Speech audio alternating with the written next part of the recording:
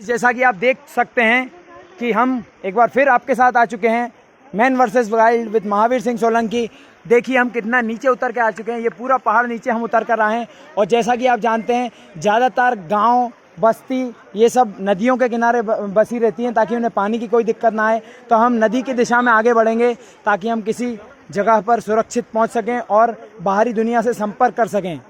तो ठीक है गाइज, अब हम चलते हैं आगे और फिर आपके साथ थोड़ी देर में उपस्थित होंगे। Over and out. जय हिंद।